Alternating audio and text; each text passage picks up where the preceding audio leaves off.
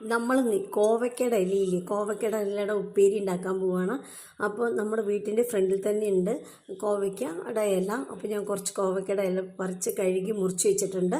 പിന്നെ ഒരു കയ്യിൽ ഒരു പിടി നാളികേരം എടുത്തിട്ടുണ്ട്, 4 പച്ചമുളക്, പിന്നെ ഇതാ ഒരു ചെറിയ ഉള്ളി അരിഞ്ഞ് വെച്ചിട്ടുണ്ട്. ഇത്രേ വേണ്ടു. അപ്പോൾ നമുക്ക് എങ്ങനെയാണ് ഉപ്പേരി ഉണ്ടാക്കുന്നത്. നല്ല ടേസ്റ്റ് കേട്ടോ. ഇപ്പം നിറയെ നമ്മുടെ ഇവിടെ ഇല നിൽക്കുന്നുണ്ട്. അപ്പോൾ തളിരില പറിച്ചിട്ട് ഉപ്പേരി വയ്ക്കാൻ പോവാം. ഇതായിട്ട് ചീനച്ചട്ടി അടുപ്പത്ത് വെച്ചിട്ടുണ്ട്. ലേശം എണ്ണ ഒഴിച്ചിട്ടുണ്ട്, വെളിച്ചെണ്ണ. അതിലേക്ക് ലേശം കടുകും ഒരു നുള്ള നമ്മുടെ ഉഴുന്ന് പരിപ്പുണ്ടല്ലോ അതും കൂടി ഇട്ടിട്ടുണ്ട് കേട്ടോ. അതൊന്ന് പൊട്ടി ഇതാ ഉള്ളി മുറിച്ച് അതിലേക്ക് ഇട്ട് കൊടുത്തിട്ടുണ്ട്.